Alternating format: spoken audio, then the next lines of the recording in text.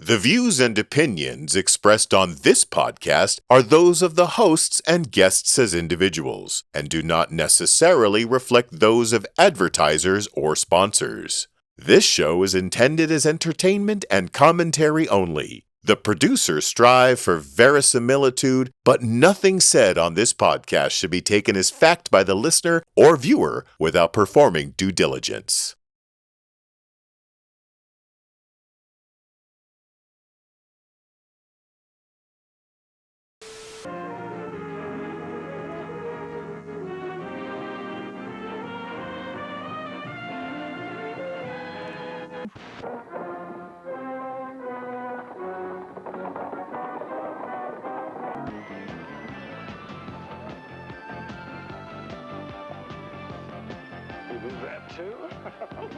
We love you, Papa Charlie.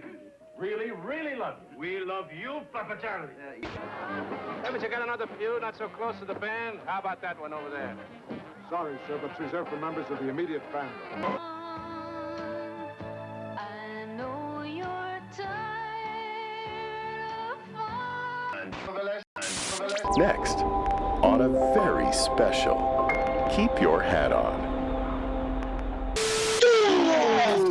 This is Keep Your Hat On, a show by three nerdy nobodies and one nerdy kind of somebody about nothing in particular. Keep Your Hat On is brought to you by the Narrow Band Broadcast Network, NBBN. The focus is on you. By PodsquadPDX.com, painless podcasting. And by the kind support of our listeners via Patreon. Patreon, create on your own terms. Shit's about to get real, kids, as Andrew, Chris, and Rob swim the deep end, sans floaties, with Dr. Mark and our very special guest, Dr. Hugh Miller, Professor Emeritus at Loyola University Chicago. So, do your part today, Joe. Join the millions of your neighbors and turn in your shoes For industry! whatever the hell that means. I'm your stalwart and intrepid announcer, Michael Brumage, here to say, you want deep? You can't handle the deep. Anyway, here are your hosts, Andrew, Rob, Dr. Mark, and as always, Chris. And welcome back. This is Keep Your Hat On, the show where hell even we don't know where we're going to go. I'm Andrew Scott, along with my good friends, Robert Anthony and Christopher Vaccano and Dr. Mark Peterson. And we're flying by the seat of our pants today. Mark, you're down south. Sort of. Further south than you started out this morning. If you're from North Dakota, I am. Yeah, that's true. No, you're down in Skokie. Just outside of Chicago. And you're headed down to the home away from home for you, which of course... Mobile, Alabama. Yeah, Mobile. I love Mobile. Mobile, again, people don't understand. You like Mardi Gras? That's where it started. That's right. That's the real Mardi Gras. The real horror for me going home now is that when I was living there, there's a lot of, it's one of the old cultural sites in the Deep South, and it was one of a handful of places where, so for instance, if you were gay in the 60s or 70s, there's like 2 or 3 places you could live in the Deep South. Right. And Mobile was one of them. So there's like artistic community, right? You know, you have to remember Truman Capote was from near there. Right. Jimmy Buffett's from there. Jimmy Buffett went to the same high school I did, about 10 years ahead of me. Wow, but no kidding. Here's the horror, though. When I was there, it was pretty much a sleepy little town. If you go now, it's like what Austin, Texas was in the 1970s for music. Oh, hippies and bohemians. It really was, yeah. Hello, Dr. Miller. Hello. Oh, My boy. host is And we're here. being crashed.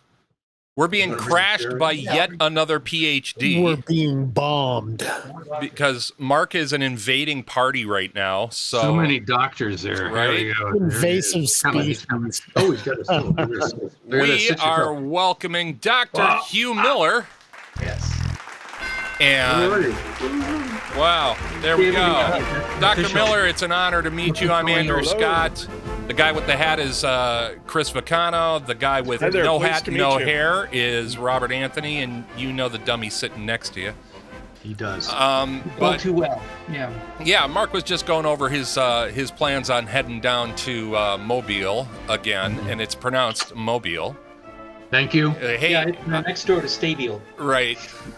He's emeritus now. He retired last year. That's an Ursula Le Guin inside joke. I know, and I caught it. I'm just busy doing something else because, of course, Ursula was a very proud resident of our great land here, the Pacific Northwest, and I am a deep and abiding member of the Le Guin cult of intellect. So she's already very missed. So we're gonna do a little quick. Where the hell did you guys wind up beginning your path together? Graduate school at the University of Toronto. Yeah, it's true. Which would have been about 30 years or so. No, you're going to make yourself unhappy. 40 years ago. 40 fucking years ago. 40 years ago. Yeah, we can say 40 fucking on this show. That's our right. prerogative. Mark, Dr. Mark, you went to school in Canada? In Canada, yes, we both did. It's even weirder for him, though. You're from New Orleans originally? That just explains a lot. So, we tried to get into the other schools, but Toronto was better. Yeah. No, they weren't. Toronto was about as good as it got. That's what I was trying to say. It was about as good as it got. Yeah, and when we were there, it was like we didn't actually know this. I guess we did know it at the time. But we got our asses kicked essentially for like 10 years. That's pretty much what the whole thing was. I turned down Yale to go to Toronto. There. Outstanding. I turned down Cornell, actually. That's right. It had nothing to do with status. It had everything to do with like just going to Toronto. Yeah, it sounded just like the a really people. There were 50 faculty members in the philosophy department there. Yeah. Wow, that's a busy turnpike. At the time, the joke was though that the only place with more faculty in philosophy was Moscow State. Moscow State. It was like, So a question for you guys: was Marshall McLuhan teaching there at that time? well, the institute was there. I think he had died, hadn't he? No. McLuhan was still around, but he was retired. Did you ever see him? I never met him in person. Usually met everybody. I met everybody. He knew like Glenn Gould. Glenn Gould and shit. Oh man! Like, Wow. I used to run into him on the subway periodically. I used to eat at Fran's in the middle of the night sometimes. So he'd be there. Yeah. McLuhan was not there, but I got to tell you what, Chris, is like those people had awesome parties because they were really. You were really well. I don't doubt it. Yeah, one of the things that we did as graduate students is you tried to get gigs tending bar at like the book releases and stuff. Yeah. Oh, there you go. Now the tips weren't great, but then you could raid the bar later. Right. That was about it, It was the cold cuts were just awesome. Ooh. They were really good. Yeah. Well, it's pretty much back then everything the cold was. cuts are the message. Yeah, back then everything was better in Canada, anyways, and that's good. Toronto Hot especially media, so. Cold cuts. Yes. Yeah, that's right. Yeah. This needs to go in the merch division for Keep Your Hat On. Oh, sure. We're building up the merch machine. Cuts. Yeah, right. I Well, love We it. need a bumper sticker. well, That's good. One of the things that I'm interested in, where have you guys intersected over the years as far as your collegiate paths go, as far as your academic paths go? Well, I mean, we both were in the sort of same track in studies in graduate school. Mm-hmm. We both did Hegel. We were both I was going to bring Hegel up the H word in a minute, and, but we had,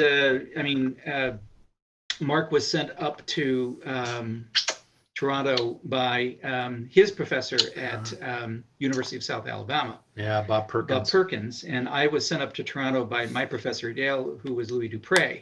Louis sent you to Toronto. Louis sent me to Louis said, go to Toronto. And I said, well, there's this offer from here. And he said, nah, you've had my classes. Go to Toronto. We're actually name dropping like crazy. I'm feeling that. I'm feeling the energy. But the reason that we were both sent to Toronto was that there were faculty that both Louis and Bob knew really well who would take care of us. Right. So basically, it was sort of like, okay, you kids, if you're not going to end up in just end up in juvie or jail, because you're a little too old for juvie, you need to be under the care of these people in Canada, which is in any way a much more mellow place, and you're likely to get into less trouble. Yeah, Peterson tried to do that with me and Marquette, and that ended well.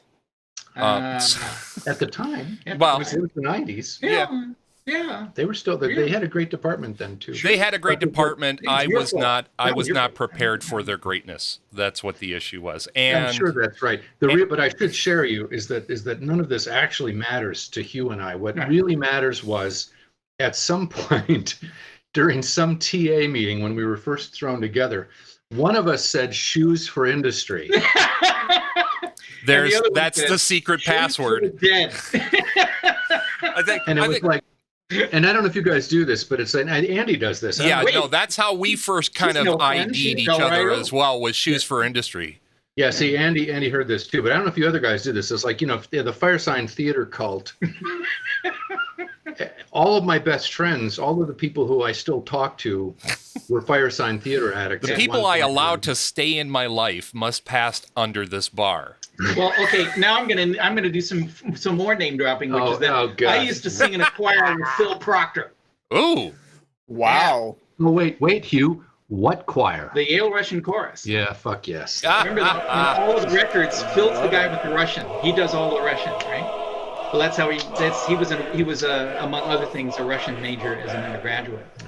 Yeah. And so that's how I knew Phil, as I knew him both from Firesign Theater, but also as a fellow second tenor. Right on. Oh, you're second tenor. Yeah. Tenors. Ah, there you go. I got relegated into the wishy-washy space of the baritones. Oh, well, I won't hold it again. Thank you very much. So, philosophy. I think we're old enough to finally not know what. No, I have a legit philosophy question regarding to what's going on in this day and age. I will accept an illegitimate answer. So, pertaining to Hegel, what the hell is going on with the whole Jordan Peterson thing and certain angry elements of the world kind of trying to co-opt Hegelian approaches to being right? Again, right? Yeah. This is a recent thing, along, by the way, with critical theory, which is something that I also do. He's really does that. So more than anything else. It's just, there's these pseudo intellectuals over on the right who are always, following in the footsteps of Francis Fukuyama. Mm. Some of them are Straussians. Some of them are just drifters. Straussians. And I hate those guys.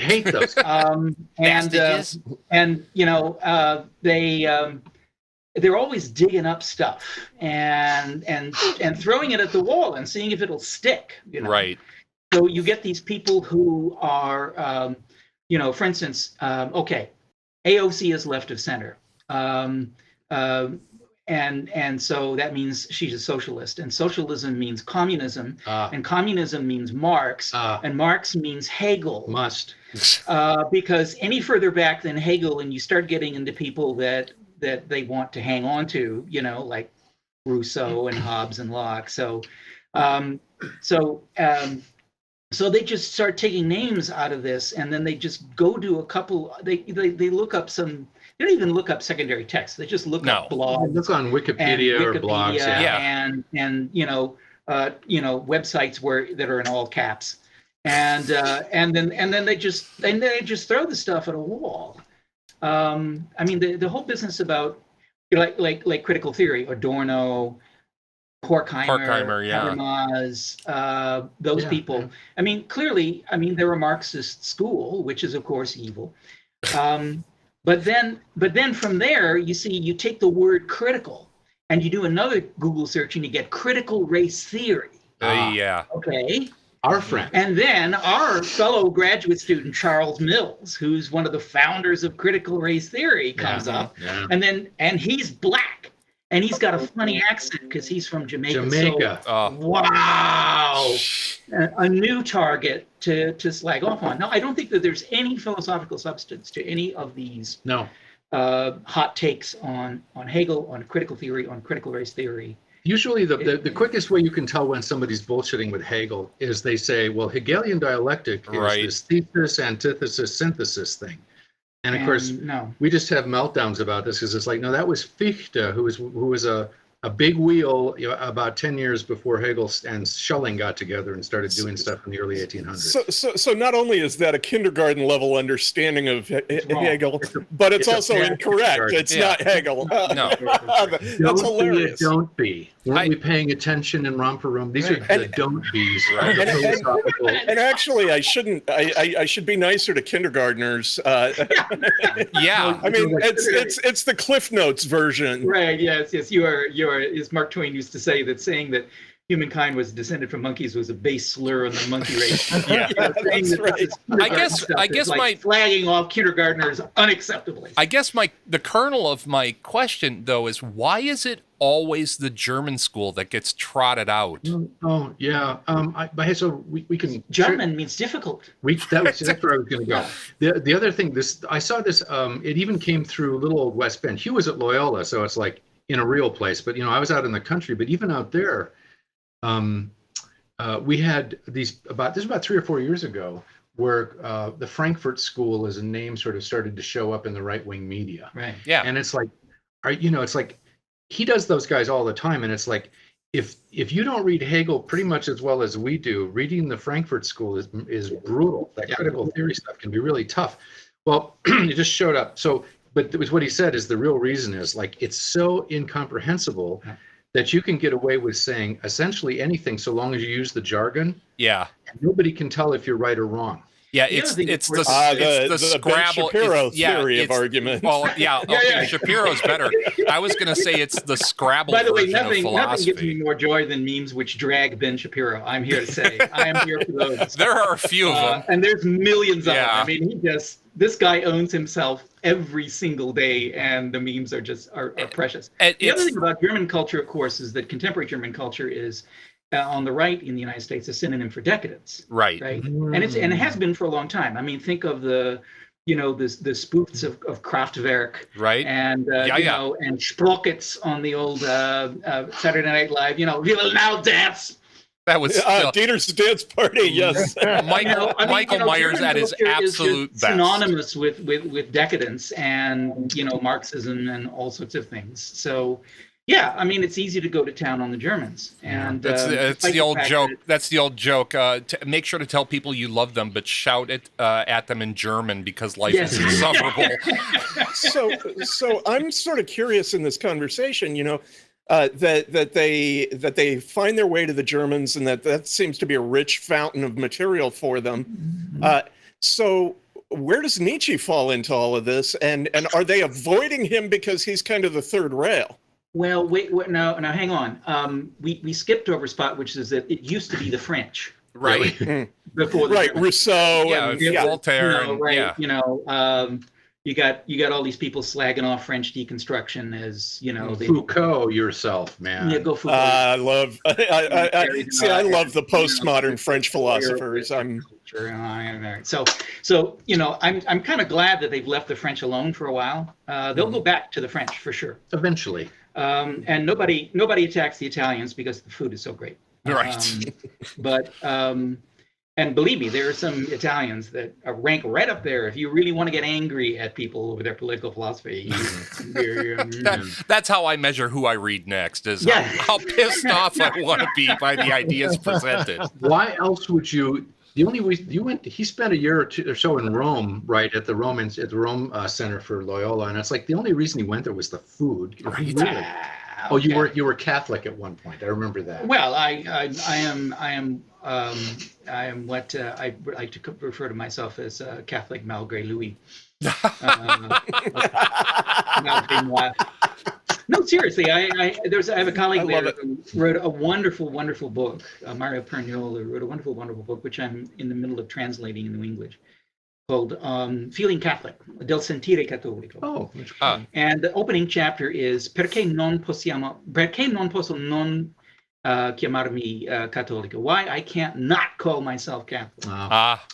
And he wasn't a religious person, but he considered himself, in terms of sensibility, above all, aesthetic sensibility. Right. This is a cultural Catholic. Well, not quite. I mean, a cultural Catholic is somebody who really likes to have churches around, kind of likes the idea that at least some people go to church so that they don't commit crimes. Thinks that the Catholic Church is a stabilizing influence in culture apart from all of the sodomized altar boys.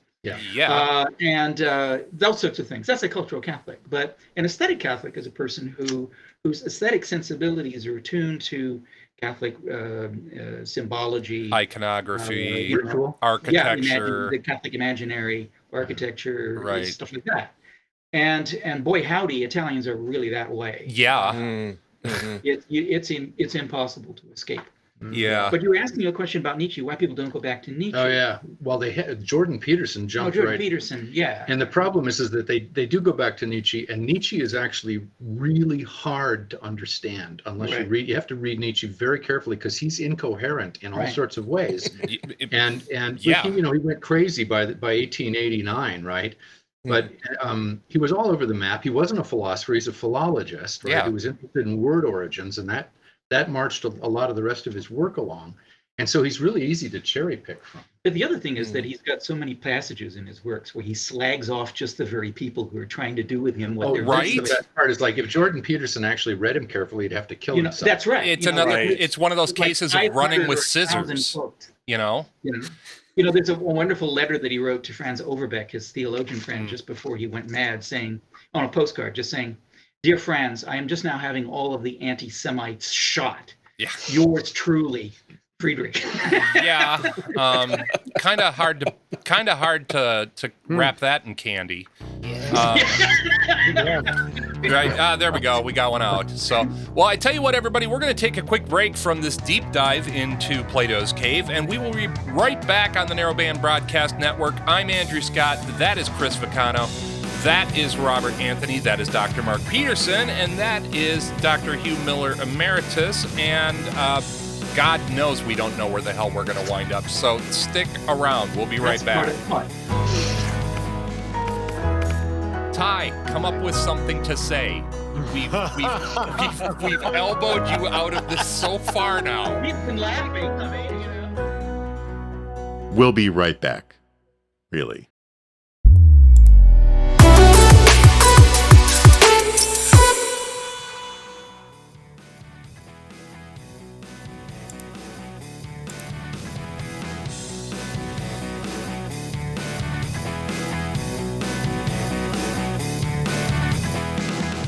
And we're back on Keep Your Hat On, the special edition Plato's Cave Search and Rescue. Plato's Cave Search and Rescue. I'm Andrew Scott, along with Dr. Mark C.E. Peterson, who is currently down in Skokie, Illinois, visiting his good friend, Dr. Hugh Miller. And along for the ride and kind of being dragged behind like a cowboy who fell off and is being dragged by his stirrup is Robert Anthony and our good friend Chris Vicano. And right now we're kind of talking religion, which is weird for us, but hey, we're about weird. And Ty, what did you have that you wanted to bring into the mix here?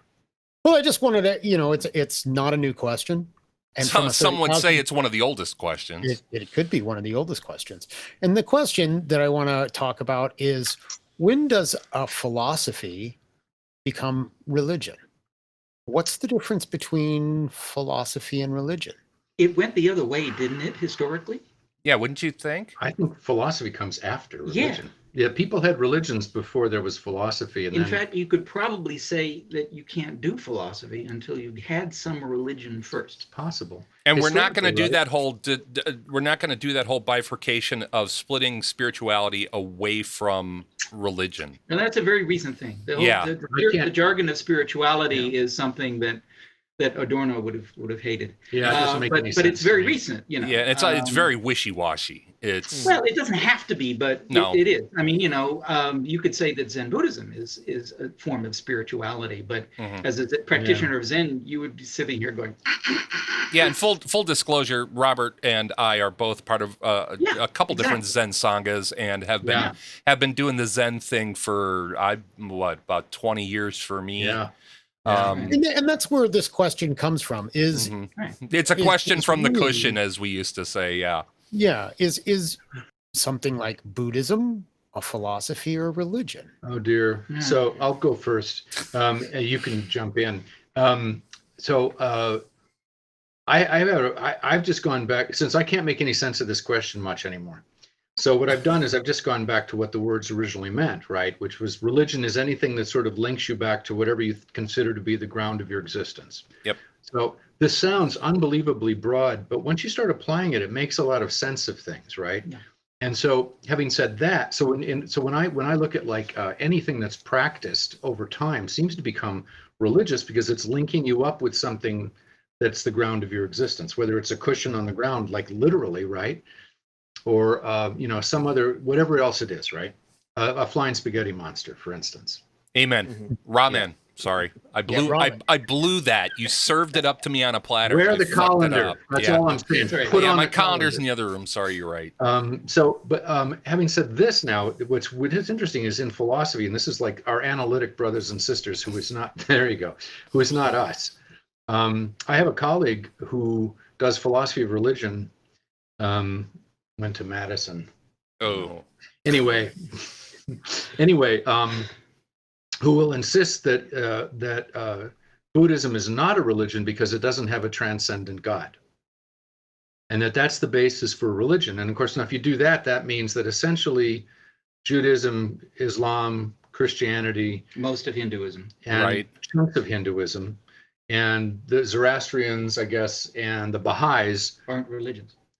It gets complicated at that point. All of the ancient, all the old ones are Roman religions. If you got a deity. If you include a deity. No, the key word here is transcendent. It's transcendent. Yeah, it's transcendent versus immanent. Yes. Right. And even Hinduism gets tricky here because in Hinduism, the deities are immanent and transcendent, right? Right. Mm-hmm. Otherwise, you couldn't talk to them when you're driving your chariot out on places, right? Mm-hmm. Which Arjuna does, right? In Bhagavad Gita. Yeah, right. That's where it all started. Yeah.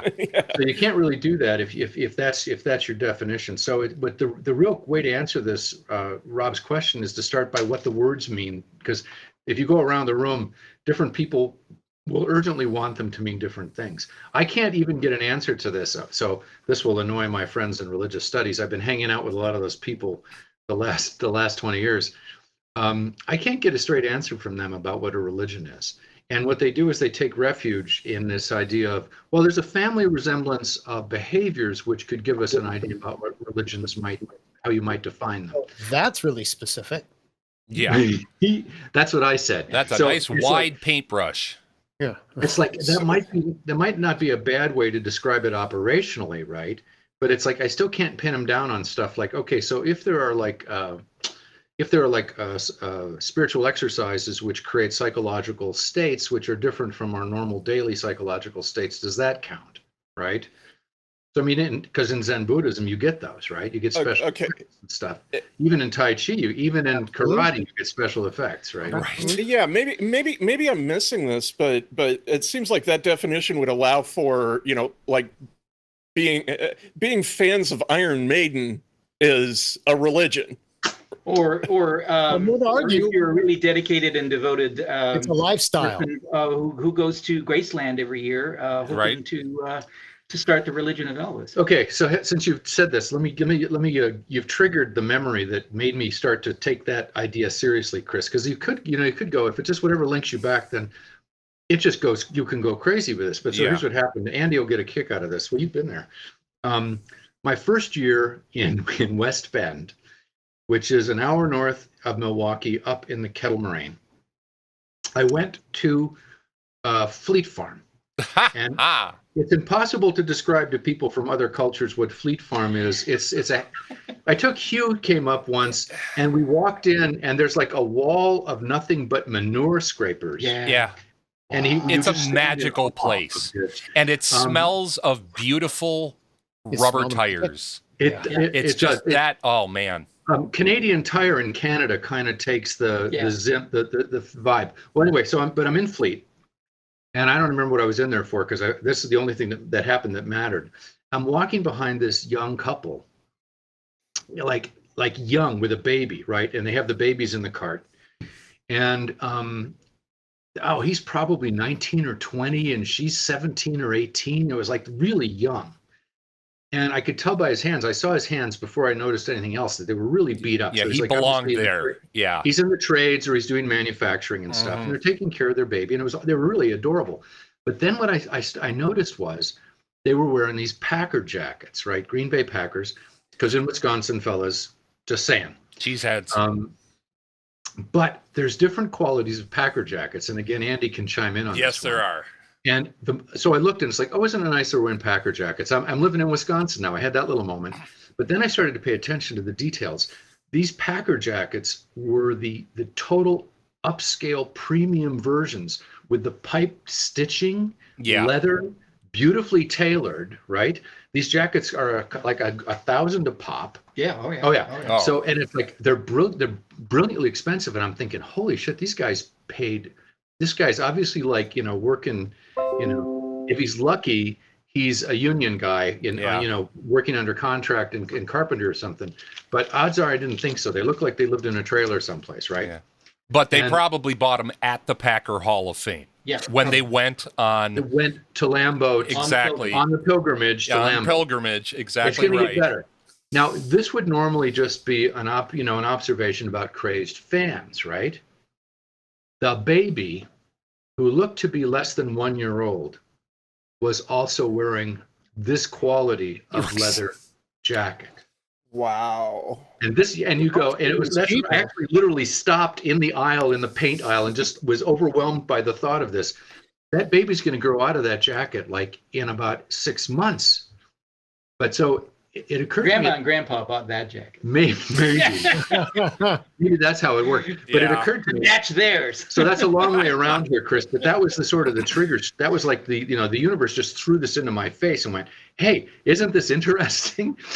And it was like, it occurred to me that maybe this isn't too far off, because if you think about what would be invested for a young couple like that, raising a family, to spend that kind of dough on a these weren't even like winter jackets. These were like November level jackets. These are not the parkas. You couldn't wear these at Lambeau in January, man. No. No. But for them to spend that money on that, how could that not be a religious conviction? Anyway, that was my inference. That's interesting, because if you think about, and I think this really does tie in interestingly to sports fandom as well, that there's so much shared iconography between what we think of classical religion and the elevation of sports teams, sports brands. I mean, whenever they televise a Packer game, you will see St. Vince in the audience out, and he's got his pilot hat on and the whole thing. And the elevation of sports, I think, has become something of a replacement for religion, or I don't want to say religion light, because there's, as you were just illustrating, there's really nothing light about it.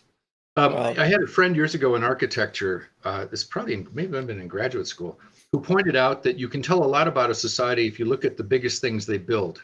Yeah. And there's a couple of massive building projects. If you go back about 3,000 years, there were the pyramids. Oh, those the Great things. Wall of China. Yeah. But these pale into insignificance behind the building of cathedrals in Europe during the late Middle Ages. Absolutely. And now it's like, this is a question I was asking in classes. What's the largest thing humans ever built? Do you guys actually know? I think it's not the Great Wall. That's a misconception. No, it's so obvious you won't notice it. Well, all right, I'm game. The interstate highway system. I was going to say, sure. You're right. But after that, it's like, if you go back to the 30s, they were the movie palaces, right? Yeah. Remember this, right? And you look at those places, it's like they look like they're. And of course, you know why the interstate highway system was built. Well, it was scared the Russians. Yeah. Yeah, to move missiles around. Exactly. We got to thank Ike for the greatest building project ever, even though it's dissolving like tissue paper now. And to your point, Mark, you look around today and what are we building big? Big sports arenas, big football fields, soccer pitches, McMansions. Yeah. We could say that surfing is a religion. Right. Oh, I would say surfing is absolutely a religion. Yeah. Oh, yeah. One of my it has the trappings of it. Yeah. Going back to which at the beginning of the conversation, I heard you needed to have religion to have philosophy. And historically, you kind of got to have the religion first before philosophy can kick off. Once philosophy's kicked off, then you get into a kind of polemical relationship between the two, where the philosophers think up all this stuff, and the theologians go, "Oh, this is awesome, we can use that," and the philosophers go, "Wait a minute," and the theologians go, "What do you mean, wait a minute? Here's some wood and a fire." And there are your books, and then there's you. And the philosophers go, wait, we're just kidding. We'll join. We'll become priests, and all that kind of stuff. We mentioned Nietzsche a while ago. Nietzsche has a quote in one of his letters that he wrote. I don't think it was to Franz Overbeck, somebody else, to the effect that theologians are like dogs who'll eat scraps from any table. Yeah. And so there's this constant back and forth between philosophy and religion, which is, and no matter how much one partner or the other wants to be shut of the other, it just doesn't happen. There's Dr. religion that is of use to philosophy and vice versa. Where were you going with the surfing stuff, though? Yeah. Rob? Well, the surfing stuff was when does so I get indoctrinated into a surf culture, right? Okay. When does which has a philosophy. And it may have come before or after that thing that grounds us. So when does that philosophy, that indoctrination into culture, become my religion? Well, and I think we should probably throw onto this pile here too. Is there a difference between a philosophy and an ethos? Oh, that is. Yeah, there is. I mean, you can express and think of a philosophy in purely theoretical terms without thinking of the ethos of the person who's doing it. But in point of historical fact, sort of concrete, actually existing doing of philosophy, right? People who do it generally have a certain ethos, or at least belong to a certain family of ethoi that resemble one another. You respect certain forms of rational discourse. You don't slag other people off for irrational reasons. You listen carefully to other people's arguments. You try to use a principle of charity to make sure that if you're going to attack someone, you attack them on their point of strength rather than, a straw man. These are all things that there is a certain ethos to the actual lived practice of philosophy. I think, one of the ways we can get at this is I think your question's right at it, Rob. It's like, what happens, of course, in most religions, if you go back, is like people have these experiences that they're not able to account for out of their normal lives, right? And so it's like, you guys been doing Zen long enough, and I don't know, I assume the practice is the similar in Zen as it is in other parts of Buddhism, is when you get people who have their first bits of special effects. Yeah. One of the senior members has to whack-a-doodle them pretty hard to get their heads back on. Yeah, just properly. Simmer down now. And I think the answer to this, Rob, because it's like I have the same experience with Tai Chi and Qigong, right? Is that what you do after you have these experiences is you try to make sense of them. Okay. And I think in a weird way, philosophy is the attempt to bring these things into thought and stack them up in a way that makes sense of them. Just to jump in there and maybe stick in, if you don't mind my doing so, Andrew, a plug for another podcast. You're welcome back anytime, Dr. Miller. We'll put a link down below. Yeah, we will put a link down below as we say. It's called Hotel Bar Sessions. Hotel Bar which Sessions. I strongly recommend. It's three colleagues at other universities who, the fiction of the title is that they're meeting together at the end of a long day at a philosophy conference, and they're all sitting around in the hotel bar. So it is literally three philosophers walk into a bar. Yeah. Okay. I'm all about that.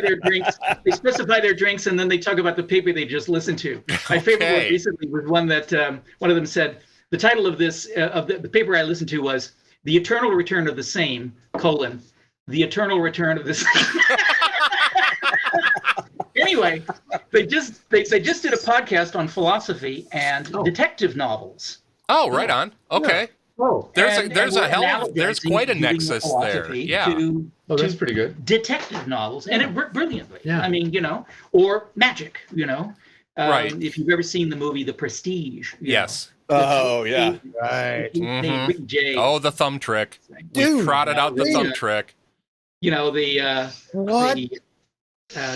three components, How of which the third, the big spectacular one is the prestige. Right. You know, there's a certain amount of wonder that's involved in well-executed magic, Right. which is, of course, wonder is, of course, supposedly the birthplace of the philosophical spirit, the philosophical elan. Famous opening line from Aristotle, that all philosophy begins in wonder. Thaumatzia. Yep. And thauma literally means gobsmacking. Right. Yeah. Right. What the hell is this? Yeah.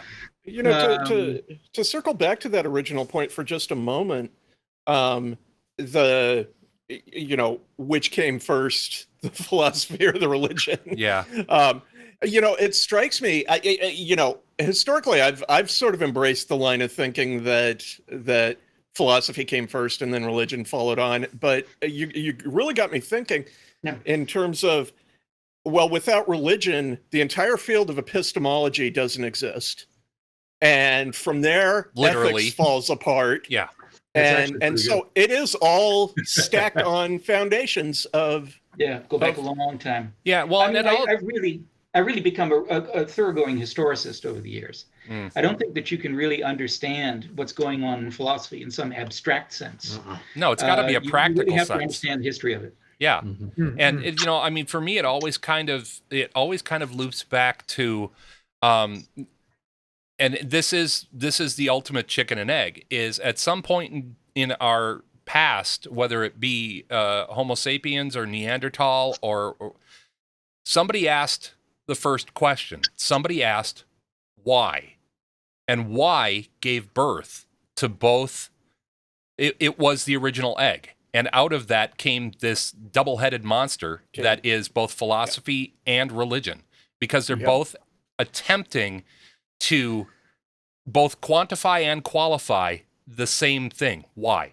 I would say three-headed monster: philosophy, religion, and science. Oh yeah, no, you're right. Oh, wait! Wasn't religion and science at one point just kind of together? Oh, we're going to go natural philosophy now. Is that it? We're gonna, oh dear. I mean, which is fine because it's totally a legitimate question. Yeah. This triggered a memory. It was like one of our professors we had was this Emil Fackenheim, who had a good joke for everything, and he was telling about. You need to put a picture of Fackenheim up here. Fackenheim. I always tell my students that if Santa Claus were thinner and a rabbi, he'd be Fackenheim. Oh yeah. Oh, this guy. Well, anyway, so Fackenheim was. Somebody asked this question once during class. It was pretty much what you just asked now. It's like, is it what's the order here? Is it like science, religion? What are these like? And they were asking Fackenheim earnestly to try to get an answer. And Fack says, I remember once about 30 years ago. So this has been like in the 40s or 50s. When you had to matriculate out of Trinity College at the University of Toronto, they had these final examinations, which were oral. And you would show up, and the whole college would show up and watch you, and the faculty would sit up at the high table. Oh, this is badass. No pressure. That's intense. It's like it's like your defense before your defense. Did you have an oral defense for your area exam? Oh yes, I got for the area exam, but it wasn't public. And then we had the dissertation defense. Yeah, but it wasn't public. Well, it could be. Anyone could come. I guess that's true. No, it did, because who wants to go to a philosophy dissertation? God, I got dragged through the cactus for 4 hours. Yeah, me too. All right. Anyway, sorry about this. We're comparing scars. Okay, that's fine. So Fackenheim says but they're having this final exam at Trinity College. Like the whole college is gathered to watch the spectacle. So there was this one particular evil SOB, famously mean-spirited old Professor Schmidt or something like that, who always asked the most vicious questions possible. And this one kid who was in philosophy finally gets up and he goes up and he draws Schmidt for the question. And Schmidt says, "It's very nice to see you, Mr. Brown. I only have one question for you. Idealism." And the kid just freezes for about 30 seconds of complete terrified dead air. And he says, "Well, that's a really big question, Professor." And the professor goes, "Passed." Yeah, that's about the best you could do. Passed. on your public evisceration, to at least just dodge it. Yep. Usually you beat them up a little bit first. But anyway, these are really difficult questions. And, Hugh went to math instead of science. So historically, Chris, science comes out of philosophy in the West. Yeah. And interestingly, in the East, it's the other way around. Science is episteme. Yeah. Epistemology comes. Yeah. Right. Mm-hmm. And so that's the thing. But he went to mathematics because the real war here for us is whether math or philosophy comes first. And we always want to say it's philosophy, but Plato was a Pythagorean. Right. And that's a fight that's, by the way, going on right now in French philosophy. People like Quentin Meillassoux, Badiou, and various other people are duking that out right now. Really? Yeah. Okay, why? Well, I mean, think about it. Nature appears to be mathematizable, or at least it seems to operate according to certain symmetries and laws, which can be adequately and precisely formulated by mathematics. But you're talking about logically prior. Okay, I see. And how come, if mathematics is a mental construct by a particular species on a particular planet in a particular spiral arm of the galaxy, how is it that something like that could somehow be ontologically foundational? Where's my towel? Right? Yeah. That was yesterday. Right. That was yesterday. Dip that in some soup real quick. Well, that drags us into that whole argument of the holes in mathematics that they've been discovering now for the last 100 years, and the irreconcilable nature of certain set theory. And we won't go there because I am so out of my depth with that, except to say I watch documentaries like that at night to help me fall asleep, and I've never had worse sleep in my life than that shit in my ears. You're going to have a fight between formalists and intuitionists. No, it's dull as dirt. And that's why I listen to it when I'm trying to sleep. Of mathematics, which is a acquired taste, to say the least. And a bitter pill too. You should put in Tom Lehrer's song Nikolai Ivanovich Lobachevsky at this point.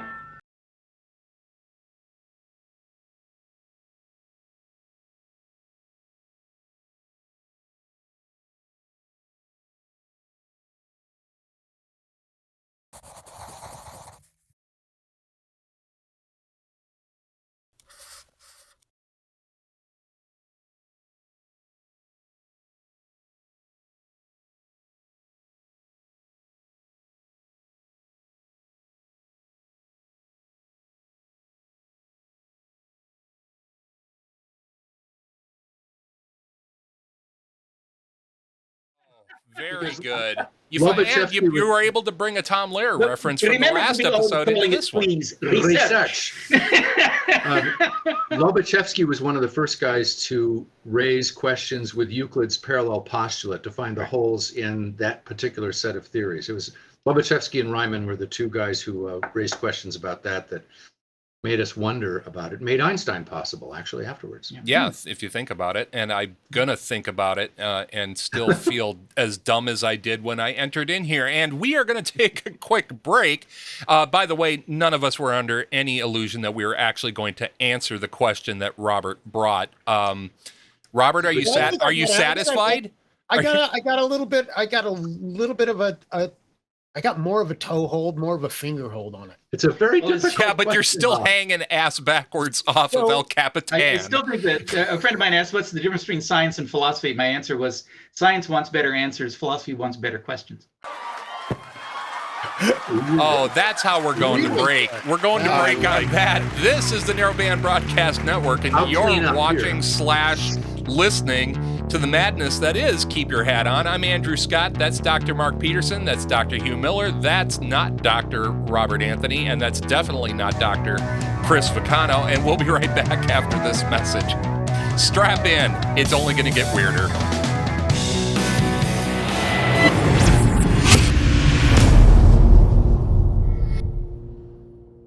Alexa, play the latest episode of Keep Your Hat On podcast on Amazon Music.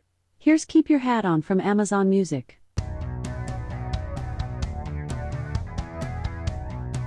So that's a thing you can do now.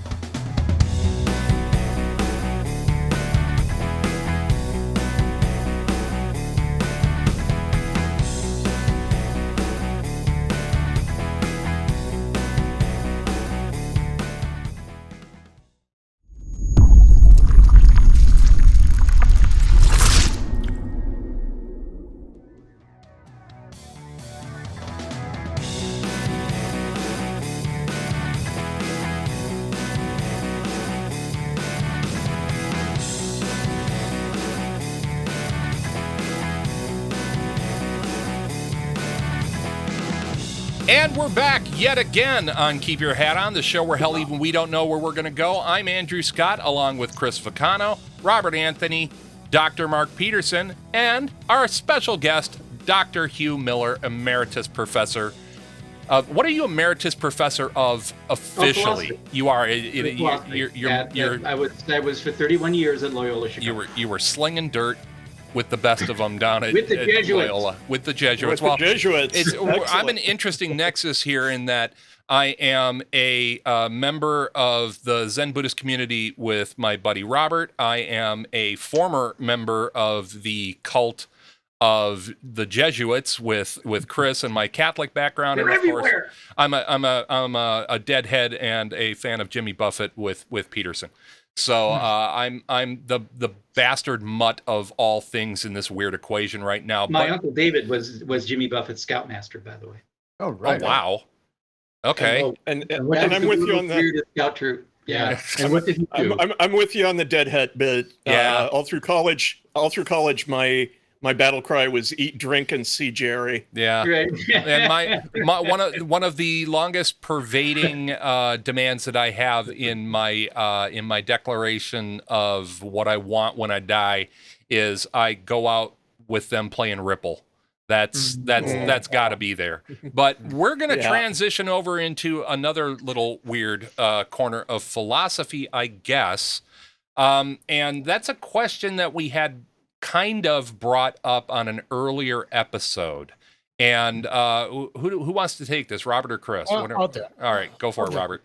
So, and since we brought it up, I kind of looked at how this is playing in my life.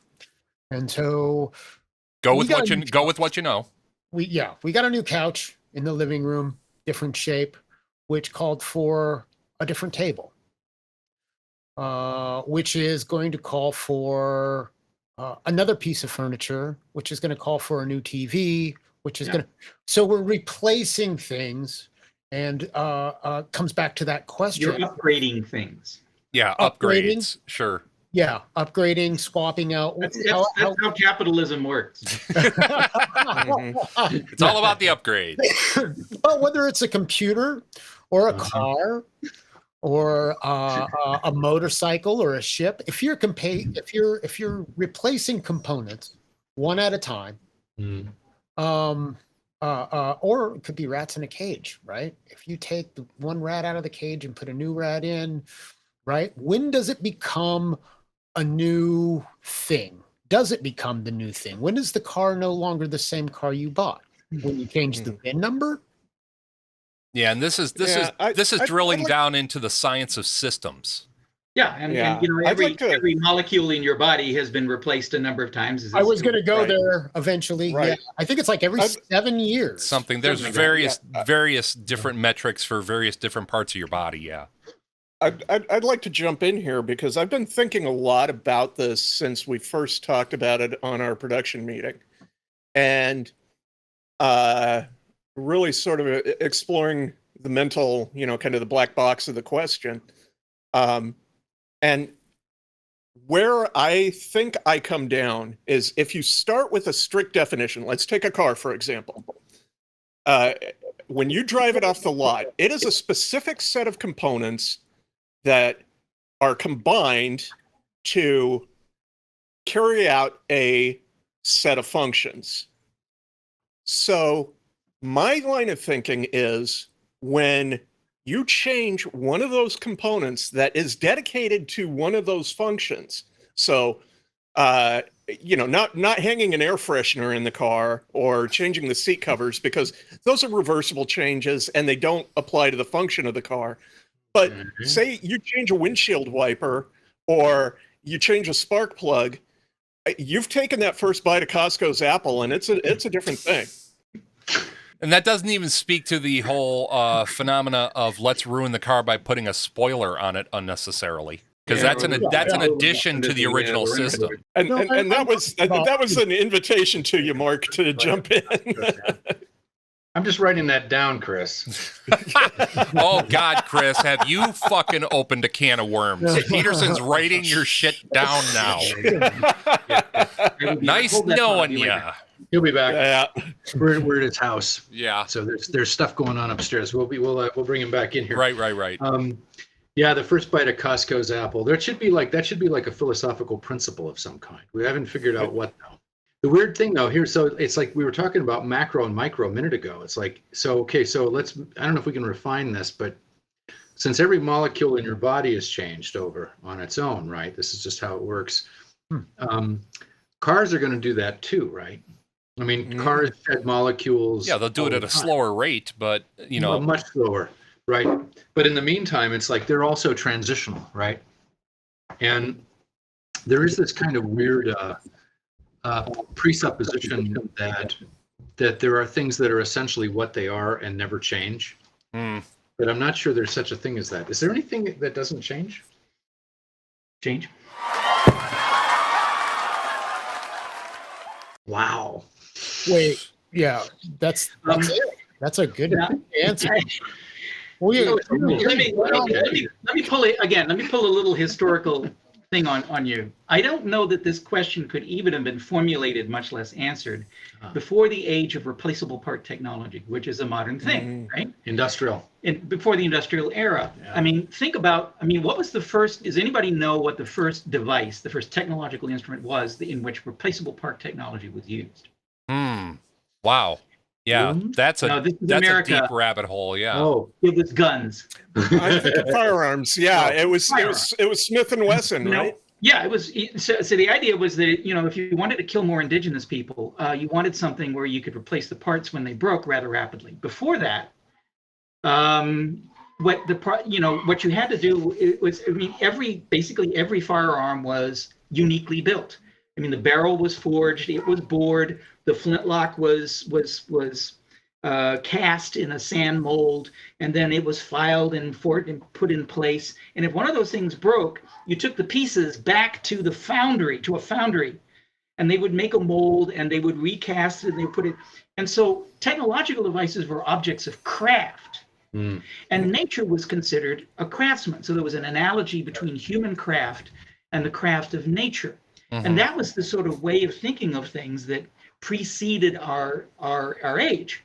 So the idea that there would be a problem of identity where you had to swap out interchangeable parts would never have arisen prior to the Industrial Revolution and the development specifically of replaceable part technologies. Yeah, but what if we bring that down to the human, what we were talking about biologically, about how... But again, we think of our bodies as machinery now. Okay. Which have replaceable component parts. Yeah. Think of that song by Cake, Rock On Completely with a new set of components. Right. Yeah. Yep. It makes me think of one of my favorite lines from one of my favorite movies, Mind Walk, which of course is based on the work of Fritjof Capra, which is not only does a horse never enter the same river twice, but he's not the same horse. Right. Yeah. Right. And so the idea that you would be an entity in some kind of state of flux and indeed of being crafted by the divine craftsperson was the way that people thought, so there was not a problem with identity. As long as you were in the hands, as long as you were the product of a certain kind of craft and craftsperson, that was your identity. Well, and that goes back to this view that we held for so long, both in no small part in philosophy, but primarily in Renaissance science, the idea of God as the master clocksmaker. And everything, the clockwork universe and the change that came along, going from an Earth-centric model to a heliocentric model, and all that. This idea that everything moves in clockwork fashion, which of course just completely got submarined with the advent of special relativity and Galileo and then Figaro. Thank you for that. I think we're sorry. I think we're clear on the rights. I think we're clear on the rights with just one word. Boy, nobody loves me. But, that was a given. But the thing has really come to a head recently with transplantation of major organs like hearts. Yeah. Right. You remember the first organ transplant by DeBakey. Yeah. The first heart transplant in South Africa, I remember, is this the same person if they have a different person's heart beating on them? Right. But nowadays, at least in science fiction, we think about, and there's this weird Russian doctor who's thinking of transplanting a head. Who's doing a head transplant? Will this be the same Squink person? factor. Yeah. Will this be the same person after the transplant? Or, suppose you could somehow upload yourself to, to some cloud. Would you? Yeah, the whole Kurzweil model of I missed my dad, so I'm going to recreate my dad in a computer. By the way, that and the answer, one of the answers to that question was presupposed by the Arabic medieval philosophers, who asked the question, what's the basis of the immortality of the soul? Right. Does the soul die with the body? And of course they said, no, it doesn't. But what precisely is the basis of this? And according, I think it was to Avicenna, I would say Avicenna. The idea is that there's a part of the soul, the rational part of the soul, that has to be activated by rational activity. The state of knowing. And that part of the soul is the one that survives. Of course. Only if it's been activated rationally. This means that only philosophers survive. Well, right. Well, which is sad because they're the first people up against the wall too. So, that leads us to another really sort of interesting layer of it all, and an interesting question, which is, what in our physical form, what is the receptacle of the soul? Where does it reside? Well, everybody knows it's the pineal gland, right? Third eye, baby.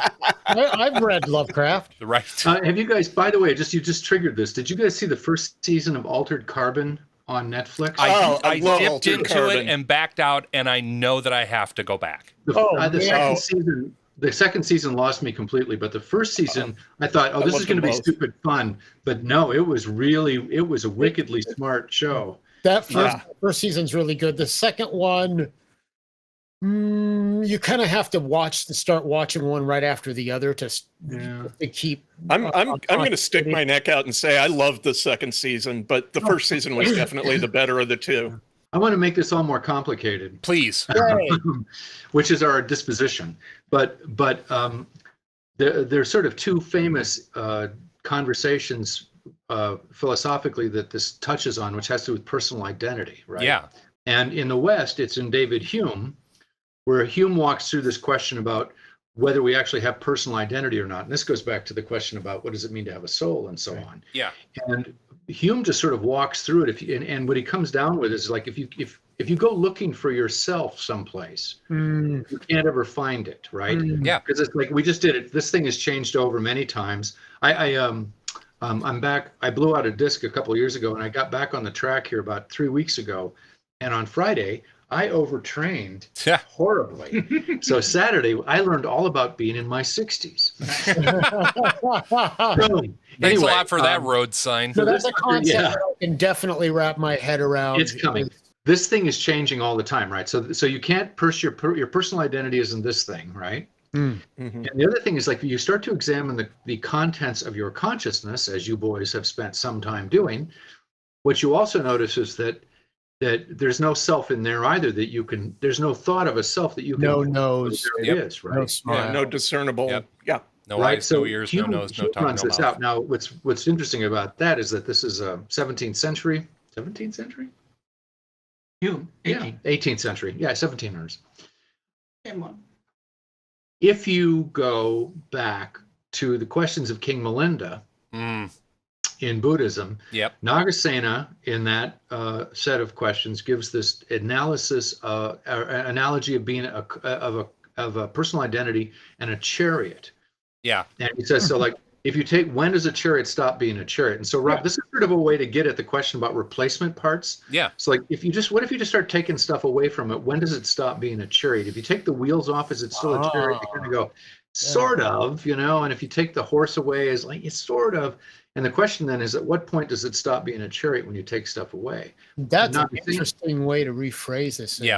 And he was using this, Nagasena was using this example to talk about identity. And of course, this is the Buddhist critique of Hinduism, is there not being an Atman, right? Yeah. So the non-Atman. No Atman. Right. So the interesting thing about this too is I had a colleague who was like, that was in questions of King Milinda, because we don't always do Asian, right? Right. And he goes, So we got busy, and it looks as if a bunch of Jesuits had just come back from India when Hume was in university. So it's possible that Hume might have heard this idea, because they're almost parallel. I mean, it's like it's equally parallel. Yeah. Hume might have actually gotten this idea from the Buddhists. And just plagiarized it. And just, well, you know, borrowed it. I'm sorry. Was inspired by. Who's going to tell? Yeah, yeah, because the idea of Atman obviously is 4,000 years old or so. And, you know, that's something that, that people like Robert and I in our practice, you know, that's the tent pole, this idea that self, that either a self-perpetuating self or a persevering self fighting against entropy is a thing. And, you know, it takes a bit of work. It's not unslippery to try to get your hands around something like that. No. And that's why, you know, when we reach back to the initial discussion that we were having, this idea about religion or not, you know, we don't, in Buddhism, it's a pretty pervasive misconception that when you're bowing to a Buddha, you're bowing to an idol. And, you know, our tried and true answer is we're not. We're bowing to this recognition of what I am that is eternal is bowing to that which is eternal as well. And it's more a recognition of self in lowercase. But it does come back to still our question, which is going to happen in this show, that, when does the thing stop being the thing? Now, doesn't that really reach into phenomenology? Isn't that when we're talking about the physicality of a thing and taking it and making it be more concrete an idea? You know, I guess, and it was interesting. Dr. Miller, I appreciated your question talking about the first device that had interchangeable or replaceable parts. I would argue that something that came slightly before is a more interesting model to me, and that's movable type. And the Gutenberg press, even though the Gutenberg press wasn't the Gutenberg press, he stole it from the Chinese, and we all know that. And so on, Yeah, but this idea that something, well, and it brings me to one of my favorite philosophers who's not a philosopher, and that's Bruce Cockburn, the musician Bruce Cockburn, because still one of my all-time favorite lines was, I woke up this morning thinking about entropy. This idea that, you know, nothing, all the way down to elemental hydrogen, will change. It's going to change. Nothing stays the same. No system can survive time. And I guess it just brings us around to the fact that there probably is no answer for this as well, but all opinions are welcome. I was thinking, you know, my favorite line about Buddhism I ever saw was the Dalai. When we were in Toronto, the Dalai Lama used to come through pretty regularly because there's a huge Tibetan community there. I hear he's a big fan of poutine. That's in Montreal. Is he over in Montreal too much? Anyway, I will, at another show, ask me about the relationship. PHUT, no. Anyway. Wow. No. Ask me about the relationship between the World Ukulele Congress and the Dalai Lama sometime. Oh, you can bet your buttons I will. You desperately want to know this story. Yeah. I'm sad this isn't being put in the show. Mark your calendars, fans. Somebody, oh no, it's the weirdest thing we found about this by accident. Some other time. But I went to go hear him once. I got dragged by some woman. And but it was really cool. And so this guy finally he takes questions from the audience. And a guy goes up and he goes, and the guy was really cute. He goes, it's like he had no idea where he was or who this Dalai Lama guy was or anything. And he goes, I'm really sorry, man, but what the hell is Buddhism? And it's like, what was really cute was like the Dalai Lama's handlers all kind of froze up, but he laughed, right? Like you do. He stakes in there and he goes, yeah, that's a good question. And then he laughed and he goes, everything changes. Yep. Boom. That's why my favorite explanation of what are the rules of Zen is sit down and shut up.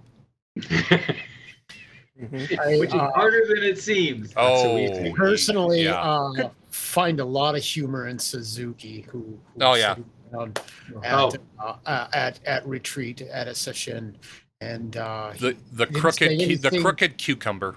and he just looked around and he said, "As I sit here, I see nothing but Buddhas." Yep. And then you open your mouth. Did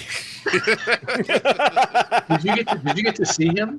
Oh God, no. Suzuki? No. No, okay. no. We're talking about you know, Sanryo Suzuki Roshi, not DT Suzuki. Distinction, important It's distinction like in Zen.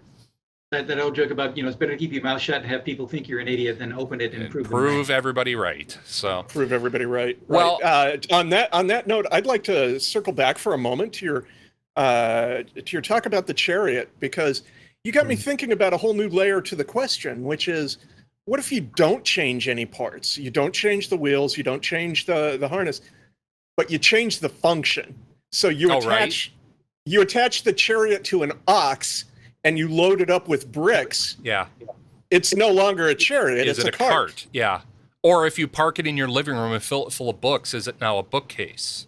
Or put a big cushion in it and make it into a nice chair. Make a printer over it, right? Well, No, nobody answered my comfy question chair? about phenomenology. Oh, what does this have to do with phenomenology, Andy? That's the question I posed to you. Does it? Doesn't it?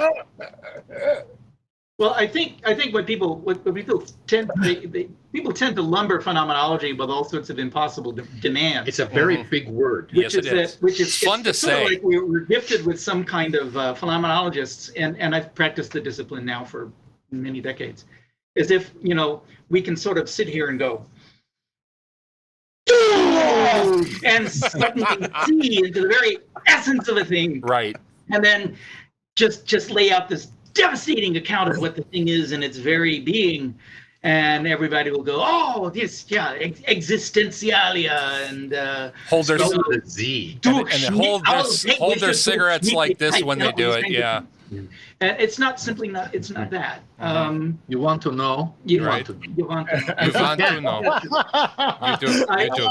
I don't, the way it's formulated, I'm not sure that phenomenology could do more than to describe in fairly exhausting and exhaustive ways the different kinds of ways in which change and identity present themselves in experience. It's pretty. Yeah. That sounded But awesome. As to being able to discern something like a threshold where, a small change amounts to a qualitative change or an identity change, it's difficult to say. I mean, if you go back in philosophy, I think probably it's probably Aristotle who formulates the first theory of what might be called accidental versus substantial change. Yeah. Right? If I to use the example of the chariot, if I take a log and I remove the bark and I start sawing it and carving it and turning it into a large wooden spoon, okay, it's still wood, and I've changed it, but I've changed it accidentally, to use Aristotle's expression. Yeah. Right.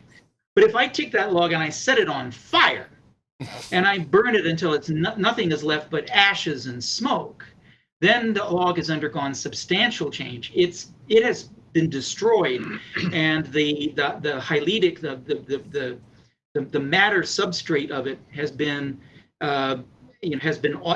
may remain, but the formal cause of it, the thing that made it wood, has been driven out. It's been replaced by the forms for ash and smoke.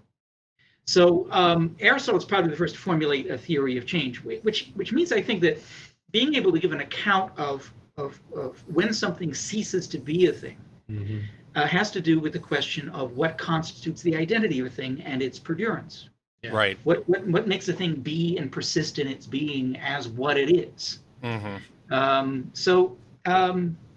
then you really get into the weeds with the idea of. Hard to get at. It's really hard to get at, and in different areas of experience, different things will obtain. I mean, do imaginative objects change the same way as objects of perception do? Let's find out. Do mathematical objects change the same way? Obviously, they don't change the same way that objects of perception do. Right. And yet, mathematical objects are objects. Right. How many licks does it take to get to the center? Yeah. There you go. Ooh. Two, I get three. has truth ceased to be? Right. These are all interesting questions, but you don't phenomenologically arrive at the same answer by any means. No. There's the sort of meta level here too, is that you can ask this question as a theoretical question or as a practical one. Right. Yeah. And Aristotle's answering it as a practical question, and Hugh's description of the phenomenological approach, that's practical, because you actually have to go look. And so it's a lot of times you can get stuck inside these theoretical questions.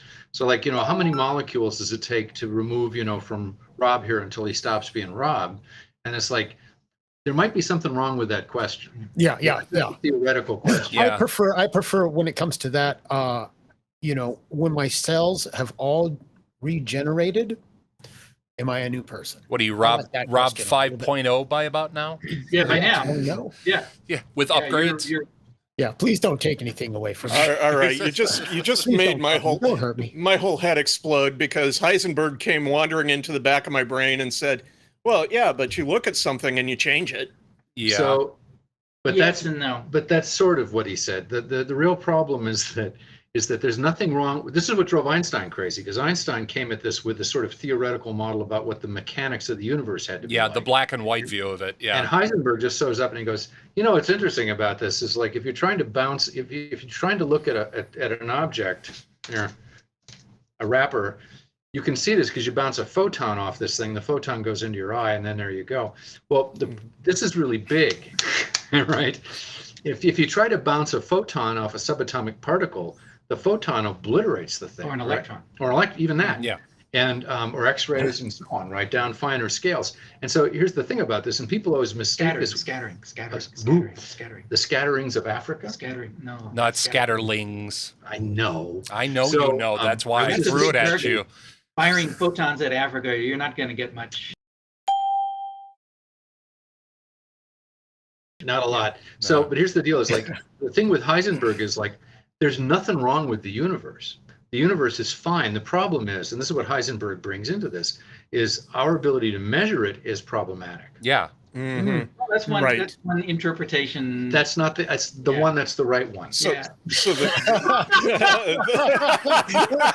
Yay! Because It's like, I just Henry Rollins. Yeah, I look at my screen here of Miller and Peterson, and it's just like the world's weirdest double slit experiment happening right now for me. So that's a physics joke. Should we tell them? We're basically just a very large interference pattern. Well, this being my first experience of the two of you at the same time, I'm not disagreeing with you at all. Well, we haven't even started to disagree with each other yet. That's where it gets fun. Exactly. I'm pretty sure we'll save that for its whole own episode. But go ahead, Robert. Yeah, I was just going to say, what's that question look like? To see them pit against each other and debate it. We don't actually disagree about much, because we're always right and we never lie. That's the liar's philosopher paradox. To live your life by. Well, here, let's go. At least not about the important things at the center of our soul. Wow. Yeah, but you busy presupposing that soul thing over there, Dr. Miller. Oh, he's listening. He's been paying attention. But anyway. Yeah, well, that's a Platonic inside joke. You can have the great. You can have. I got the shirt right you can have here. Ursula Le Guin. We were doing Platonic inside jokes. But I tell you what, let's go out with this, because we're up against time here. But this is interesting, because you guys have a long and, in some circles, storied history with each other. What are the things you disagree about? I would be interested to know where your point of rub is. That's what I was kind of getting at in terms of the question. I think Mark gives myth a lot more weight than I give it. Ooh. Probably because of the way we define it differently. I've just come around to relational narrative. Anything, whatever doesn't have a history, whatever has a definition has no history. Mythology is all about history. Wow. Ooh. That's a Nietzsche quote. That's what I'm talking about. Yeah, and that, wow. Usually we do this better when we've had drinks, some whiskey. Yeah, whiskey makes all philosophy better. So we may do this a little bit later. There you go. I think the one thing that we will do is that we haven't been living together for like the last 30 years, but the 10 years before that, we were like constantly at each other. And so we correct each other's misunderstandings of things when we're not. Yeah. And I've learned a lot about this. Helpfully correct each other's misunderstandings. That's a good way. That's even when they're not wrong. We do it anyway. Right. And that has everything to do with just like we've been reading texts a little bit differently. Yes. We've been disagreeing a little bit about Nicomachean ethics, but because you have this thing about the eye. Right? Yeah, the eye of the soul. Yeah, this is a thing. I don't think that matters. You're getting into the weeds for me there. This is where it always happens. We disagree in the weeds generally. Pretty much. The longer stuff is pretty straightforward, I think, most of the time. Now, the real threat is when we run up against people who don't have our same training. Yeah. And then it can be chaotic. Then it's not a fair fight. Chaotic evil. It's really chaotic evil. Yeah. Did you really tell Derry? You did. So he took out Derrida once at a conference. Didn't you ask him what about the acoustic illusion? Yeah. He gave a long talk. This was when he was writing the book on psyche, and he came to Loyola and gave what would have been a 4-hour paper if Gonzalez hadn't told him to cut it down. He cut it down to 3.5. Anyway, and a lot of it was on Kierkegaard.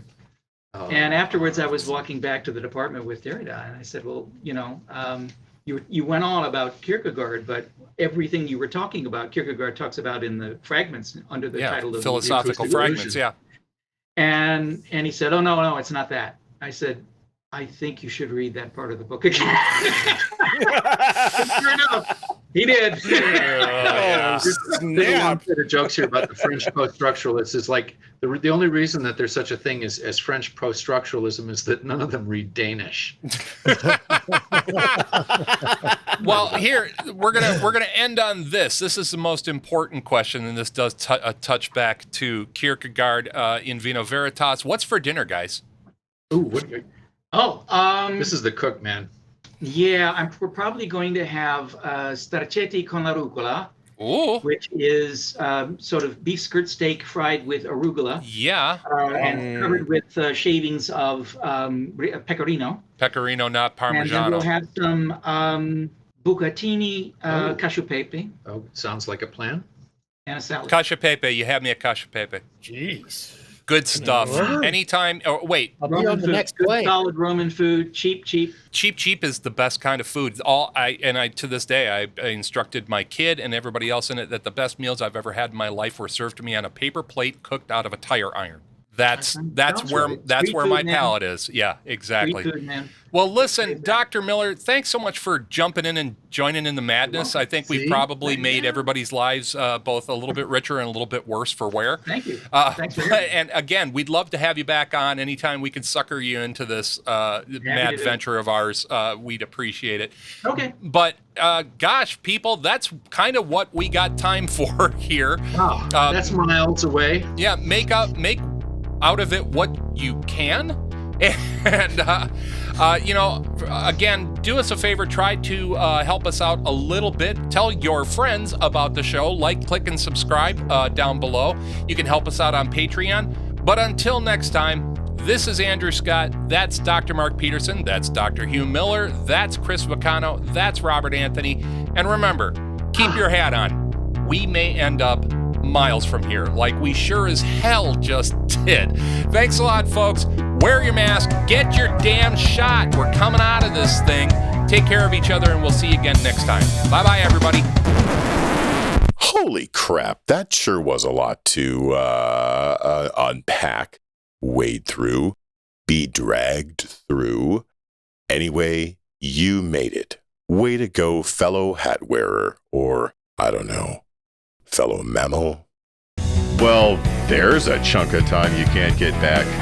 From Portland, Oregon, this has been Keep Your Hat On, a big little show about a whole lot of nothing in particular. Keep Your Hat On is a narrowband broadcast network production in association with PodSquadPDX.com. Andrew Scott, executive producer. Robert Anthony and Chris Vacano, associate producers. Our theme music was written and produced by Andrew Scott, along with help from Ron Kajawa. Website design and maintenance by Vacano Creative, Chris Vacano Webmaster. Available at VacanoCreative.com. Audio and video production by Andrew Scott, available at AndrewScottMedia.com. Got ideas or comments for the show? Email us at talkback@kyhopodcast.com, and don't forget to like, click, and subscribe. On behalf of the boys, I'm your announcer, Michael Brumage. Thanks for listening. I guess. Way to go, fellow hat wearer, or, I don't know, fellow primate, perhaps? Being with opposable thumb, perhaps it's just a cat sitting on a pedestal listening to my disembodied voice through her mommy's tablet. I don't know. NBBN. The Narrowband Broadcast Network. The focus is on you.